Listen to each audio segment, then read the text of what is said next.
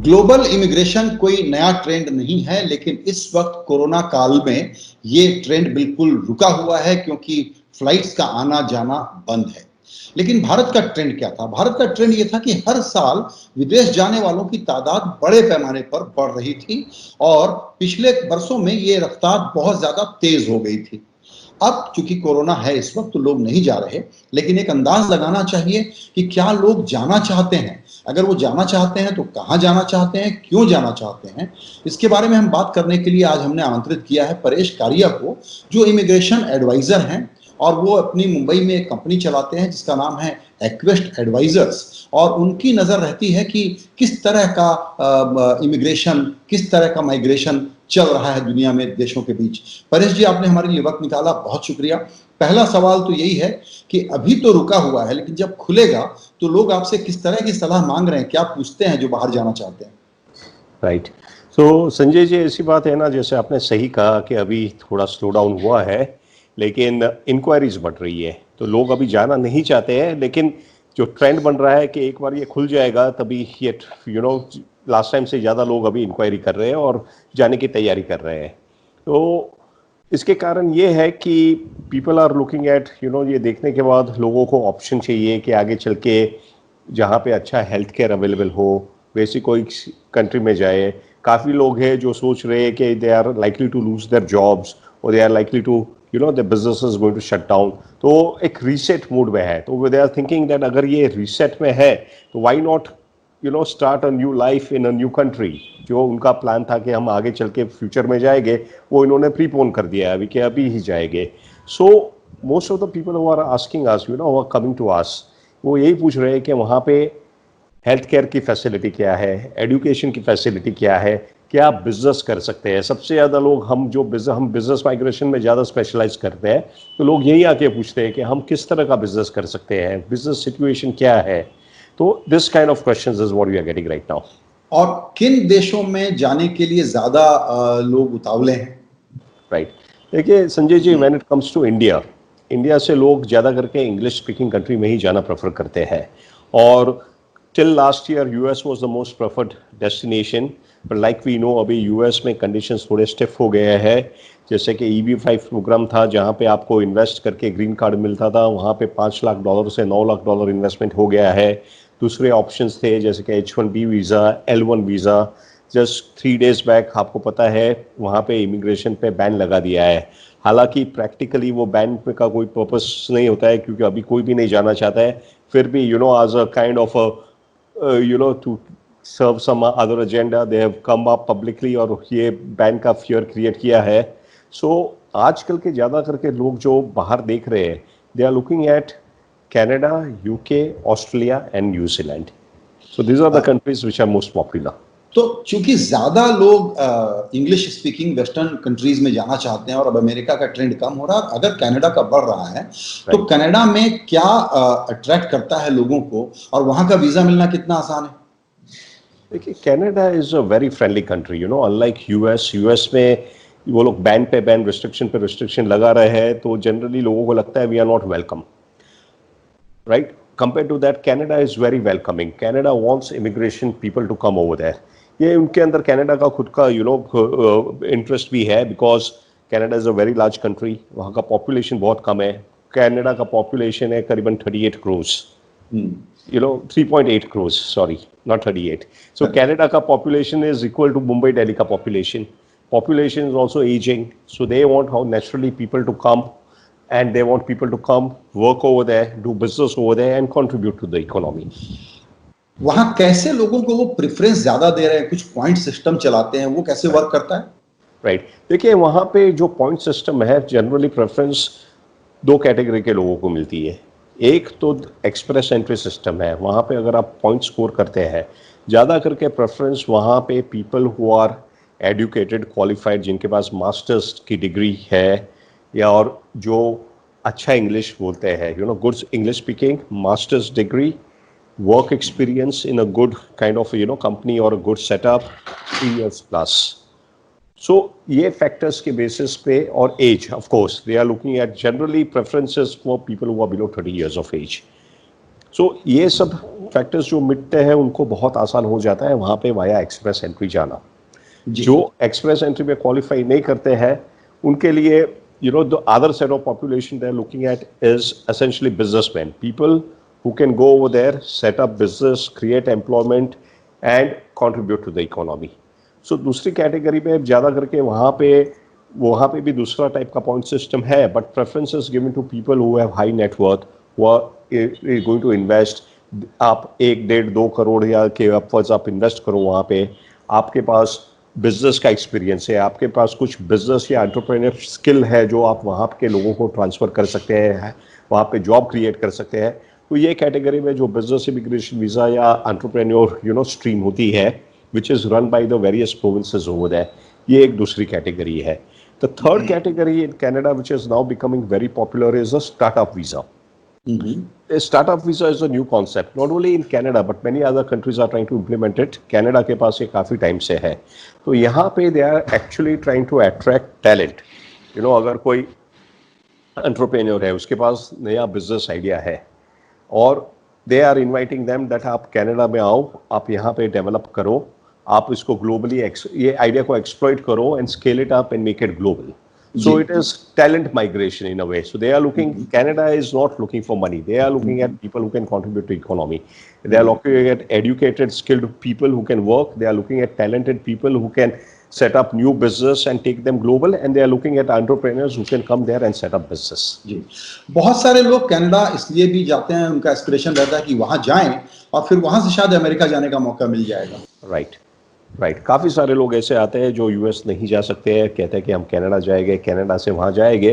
That is a possibility, that is an option. जैसे कि Canada और यूएस के बीच में जो है नाफ्टा ट्रीटी है, उसके दौरान काफ़ी सारी रिलैक्सेशन मिलती है people from Canada to go to USA.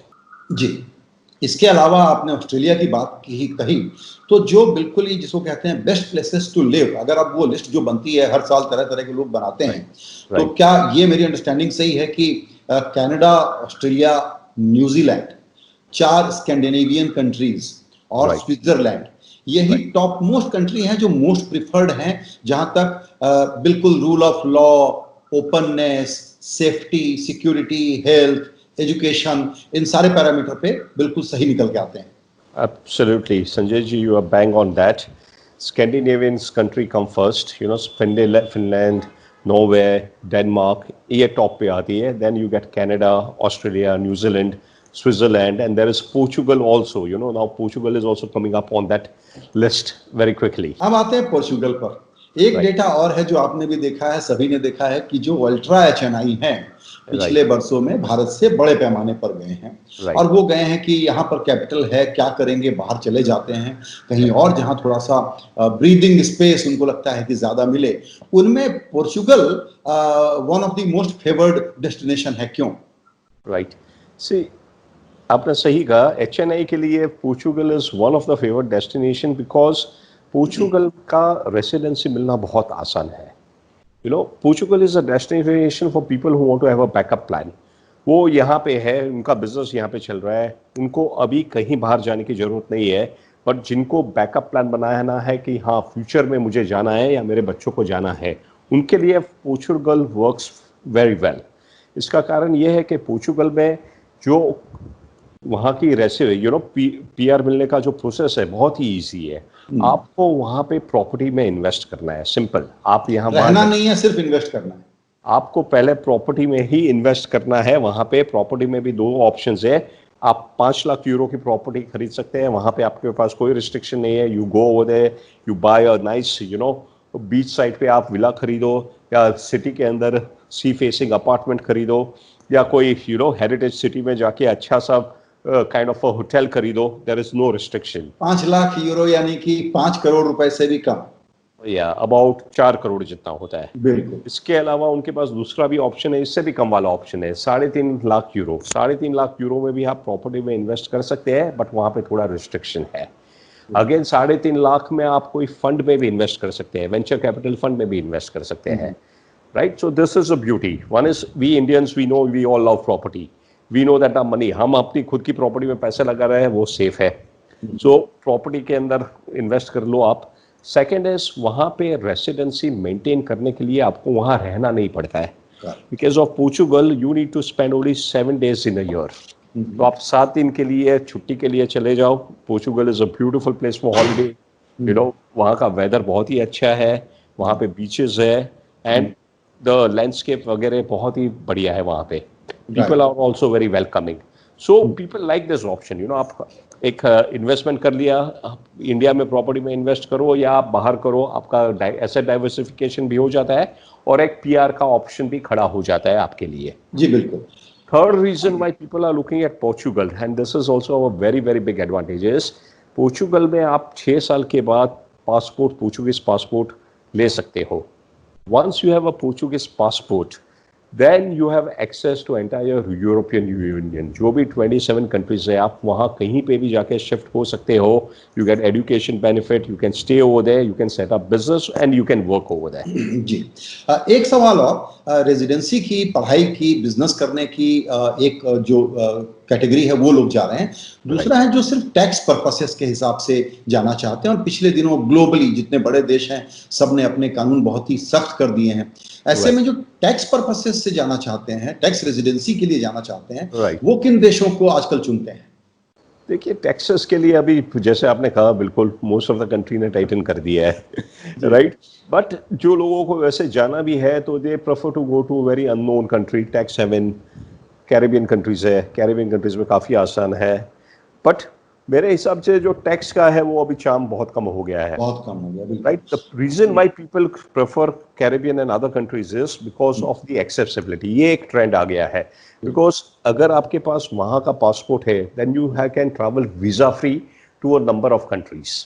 तो जिनको ग्लोबल मोबिलिटी चाहिए, जिनको चाहिए कि मुझे वीज़ा के लिए वेट नहीं करना है, यूरोप में ट्रैवल करना है, यहाँ वहाँ जहाँ पे भी ट्रैवल करना है, फ्रीली ट्रैवल कर सकूँ मैं, मुझे रिस्ट्रिक्शंस नहीं चाहिए, तो वो लोग ऐसे पासपोर्ट्स पे इन्वेस्ट करते हैं.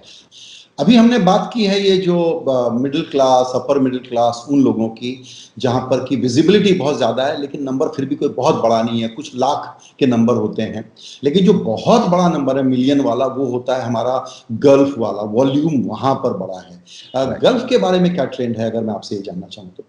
देखिए, गल्फ में ज़्यादा करके लोग है ना जॉब के लिए जाना चाहते हैं. You can not migrate, you can not settle over there. Ultimately वो अनसर्टेनिटी है कि एक दिन आपको वापस आना ही है. So the trend that I'm seeing is from Gulf, people, Indians who are already in Gulf, they are also looking at migrating to other countries like Canada, UK, Australia. तो वहाँ पे भी इंडिया के जैसा ही ट्रेंड है कि uncertainty बहुत है वहाँ पे अभी. तो गल्फ के लोग दूसरी जगह जा रहे हैं और गल्फ के काफी इंडियंस अब इंडिया लौट भी रहे हैं. Is that right? Yes, gulf से काफ़ी लोग बिकॉज ऑफ जॉब अनसर्टेनिटी है वहाँ पे. जैसे हमने देखा है ज़्यादा करके लोग जो हम देख रहे हैं दुबई या सऊदी अरेबिया में है. दुबई में आपको पता है सिचुएशन क्या है. तो काफ़ी सारे लोग दुबई से यहाँ लौट रहे हैं. सऊदी से भी काफ़ी सारे लोग इंडिया में वापस आ रहे हैं because of the job uncertainty. But those who are well off in Dubai, जो इंडियन पॉपुलेशन है, जो who are well off over there, they are going to UK, Europe. Portugal is very popular, UK is very popular, and so is Canada. US भी हुआ था till last year. US was also popular, but not anymore. Very interesting.